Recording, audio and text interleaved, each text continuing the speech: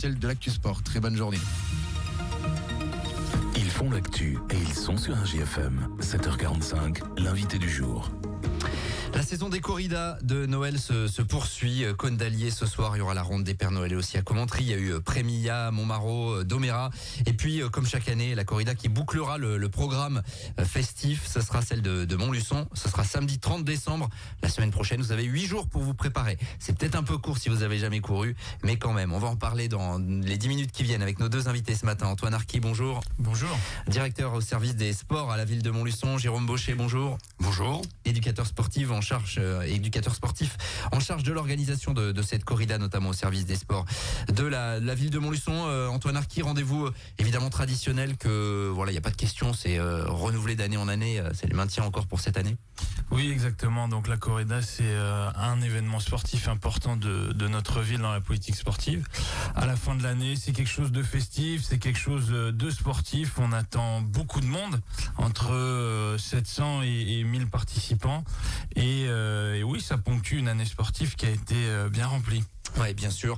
Samedi 30 décembre à partir de 16h pour le début des compétitions. Alors, ce qu'il faut savoir, évidemment, c'est que c'est ouvert à tous, des plus petits aux plus grands. Vous avez vraiment proposé un panel d'épreuves assez important. Jérôme. Oui, tout à fait. En fait, donc au total, on a 7 courses. Donc on a essayé un petit peu de découper par rapport donc aux catégories. Donc forcément le temps est limité. Donc on n'a pas pu faire des courses pour distinguer par chaque catégorie, donc il a fallu regrouper quelques catégories. Bien sûr. Mais dans l'ensemble, voilà, on a quand même une belle après-midi au programme et je crois que chacun va pouvoir y trouver un petit peu, en tout cas, beaucoup de belles choses. À partir de quel âge d'ailleurs on peut participer à la corrida de Montluçon? Les plus petites catégories où il n'y a pas de chronométrage, bien évidemment. Le but c'est que les enfants s'amusent, mais c'est à partir de quel âge? À partir de 4 ans, la première catégorie, voilà, c'est la corrida des Kids 1, c'est pour les 4 et 5 ans. Et après, on enchaîne effectivement les kids de 2, de 6 à 8 ans. Il y aura entre-temps les garçons de café. On va en parler dans un instant. Voilà. C'est la nouveauté. Ensuite, on aura les 9-10 ans.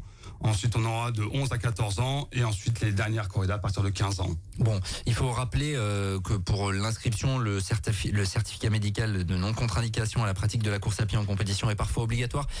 Pas forcément chez les jeunes, il y a juste une autorisation parentale peut-être, c'est ça ? Oui, autorisation parentale, et depuis l'an dernier, il y a un formulaire justement de santé qui permet un petit peu d'alléger justement les contraintes administratives. Pardon. Donc à partir du moment où effectivement on remplit ce formulaire de façon négative à toutes les questions, voilà, ça nous permet justement de pouvoir s'inscrire avec beaucoup plus de souplesse. Bien sûr, c'est important. Alors pour les inscriptions, on va en parler tout de suite, mais il y a tout se peut se faire en ligne. Et d'ailleurs, c'est ce que vous encouragez à faire parce que les inscriptions sur place, c'est pas sûr qu'il reste de la place en fait. Oui, c'est ça en fait. L'inscription en ligne se fait sur le site Sportips et on vous incite à vous inscrire dessus. On a déjà plus de 300 inscrits, Jérôme, c'est ça? Tout à fait. Et donc voilà, l'inscription en ligne pour éventuellement les retardataires le jour même, donc sur la salle de Robert Lebourg, rue de la Prelle. Mais c'est sûr que si on a un afflux de personnes le jour même, on sera tous en difficulté. Donc Sportips pour s'inscrire en ligne. Je précise évidemment que c'est une corrida qui est gratuite et qui reste gratuite, c'est important.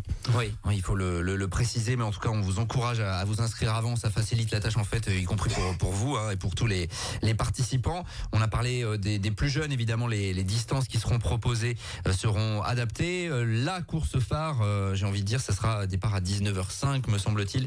Ça sera 5800 mètres avec le même parcours que les années précédentes.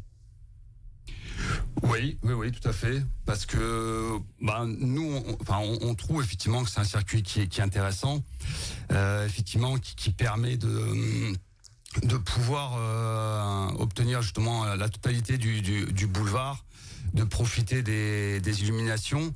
Et puis ensuite, il y a le côté un petit peu technique aussi avec le retour dans le vieux Montluçon. Donc une première fois avec la rue de la Fontaine où il y a déjà une petite grimpette. Et puis la deuxième boucle, je crois que c'est ce qui fait un petit peu aussi la particularité de cette corrida, c'est la montée des marches du vieux château. Et donc pour certains, c'est toujours un peu compliqué parce que non seulement c'est dur, et puis après, c'est ce qui permet aussi, je pense, à un moment de faire la différence aussi pour la tête de course. Donc c'est vraiment un coin stratégique, pardon. Un coin vraiment sympa. Il y a du monde tout au long du parcours, évidemment, parce qu'on est dans la cité médiévale, essentiellement, plus le boulevard. Oui, au niveau de la place Notre-Dame, sur les courses adultes, effectivement, je crois qu'on a calculé, il y a quasiment 7 passages. Donc c'est vrai que ça permet au public qui est amassé au départ, plage Jean Jaurès, de tout de suite basculer sur cet endroit-là et de pouvoir encourager vraiment tout au long de la course les participants. Ouais, d'un point de vue purement sportif, c'est un parcours qui est exigeant. Alors court évidemment comme toutes les corridas, c'est toujours un effort exigeant, mais comme vous le disiez tout à l'heure, notamment les marches font que ça permet de faire des différences, quoi. Oui, et puis pas que. Donc il y a la montée de la rue Grande et à partir du moment où c'est un circuit urbain, il y a aussi plein de petites relances et donc qui font que il y a vraiment moyen de s'exprimer et effectivement que devant ils puissent se tirer une belle bourre. Ouais, vous avez une idée déjà des engagés et de certains noms que l'on connaît évidemment en matière de course à pied, ou c'est encore un peu tôt, peut-être là 8 jours avant? C'est un peu tôt et en général ils aiment pas trop se dévoiler les champions et jusqu'au dernier moment. Ils s'attendent au dernier moment, je demande voilà, startiste, j'y vais pas et il y a une partie de poker à ce niveau-là. Bon, on suivra évidemment, c'est qu'Alexis Dulin a gagné pour l'instant toutes les corridas du secteur. On va voir s'il poursuit dans les prochains jours, mais ça va aller très vite. Mais l'objectif, Antoine Arquis, c'est que vraiment ce soit, au-delà de cet aspect purement sportif, mais très populaire, avec évidemment l'encouragement au déguisement, c'est important. Exactement. Alors cette année, année olympique oblige, on a décidé de mettre en avant le thème des JO. Alors tout déguisement sera le bienvenu. Effectivement, c'est une fête qui a un côté festif, presque folklore. On veut que les gens viennent se faire plaisir et c'est assez drôle de voir les différents déguisements.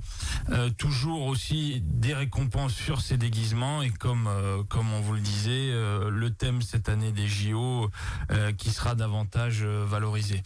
Il y aura aussi, et votre question me permet de rebondir là-dessus, on souhaite aussi, c'est un samedi la corrida, donc forcément ça entraîne des gênes de circulation et de stationnement, notamment pour les commerçants. Donc nous, on veut essayer d'être dans une logique gagnant-gagnant, c'est-à-dire que la corrida fait venir du monde et c'est des gens qui peuvent potentiellement aller dans nos commerces pour consommer.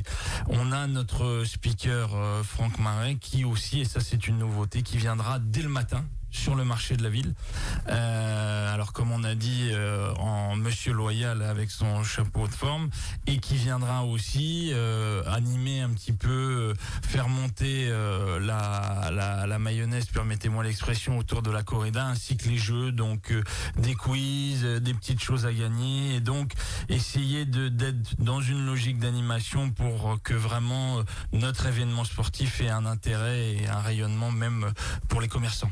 Bien sûr, il y a une nouveauté cette année, c'est la course de garçons de café. Alors je me souviens qu'il y avait eu des éditions, alors c'était pas de la corrida, mais des courses de garçons de café organisées en été notamment. Expliquez-nous pourquoi là cette course de garçons de café sur une boucle de 1900 mètres et comment ça va se passer, Jérôme? L'idée, comme l'a souligné Antoine, c'était effectivement aussi de faire participer justement tous les acteurs du cœur de ville.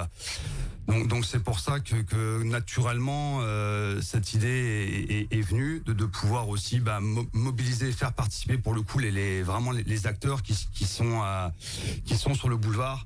Et c'est pour ça qu'on s'est rapproché effectivement de l'UMI et pour essayer le syndicat entre guillemets des hôteliers restaurateurs. Oui, tout à fait, pour voir comment on pouvait justement monter à leur côté cette animation et essayer de les impliquer au mieux. C'est pour ça qu'en plus ça s'est fait naturellement parce que le circuit initial de la corrida passe devant déjà beaucoup d'établissements. Et ce qui fait, il y avait juste à reprendre quasiment la partie principale du circuit et qui passe devant justement tous les cafés et leur proposer justement de venir, en tout cas tout simplement faire la fête avec nous. Bien sûr, ils auront leur petit plateau avec le. Oui, effectivement, tout sera calculé à l'arrivée aussi. Voilà, et le but effectivement, c'est que tout soit en place à l'arrivée avec tous les contenants. Bien sûr, pas perdre en route tout cela. La corrida de Montluçon, ce sera donc samedi prochain. Les premiers départs à partir de 16h. On va vous partager sur notre site internet, donc le lien vers sportips.fr pour s'inscrire. Évidemment, on vous encourage à le faire. Un petit mot avant de conclure, Antoine Arqui, sur les Jeux Olympiques. Vous en avez parlé, c'est la thématique des déguisements cette année. On sera à J-200 en tout début d'année prochaine et la ville de Montluçon va se mobiliser. Exactement, donc on a une action qui dure, ça s'appelle les 12 travaux de Montluçon. On a eu les J-300, les J-200 le samedi 13 janvier et les J-100 qui seront en avril. On vous invite à vous inscrire, c'est un challenge multisport ouvert à tous par équipe de 4. On sera sur le complexe sportif de Paul Constant, nouveau complexe sportif. Une matinée avec de la gym et du parcours, du volley, de l'escalade, du basket et du badminton. Donc voilà, un challenge multisport organisé par la ville de Montluçon, l'agglo avec les clubs des différentes disciplines. On est dans cette dynamique des JO pour proposer du sport pour tous, intergénérationnel et une logique multisport comme c'est pas si facile de l'avoir quand on est dans un club unidisciplinaire, ce qui est logique. Voilà, on essaie d'animer la corrida, les J-200, des choses pour le plus grand public et pour faire du sport au maximum. 13 janvier à retenir cette date J-200 si vous voulez vous plonger dans l'esprit des Jeux Olympiques. En attendant, il y aura la corrida samedi de la semaine prochaine. Allez vous inscrire sportips.fr, faites-le en avance évidemment si c'est possible. Merci à tous les deux. Merci on vous souhaite beaucoup. une bonne organisation la semaine prochaine. Et nous on va continuer le direct, 7h presque 56 minutes. À tout de suite.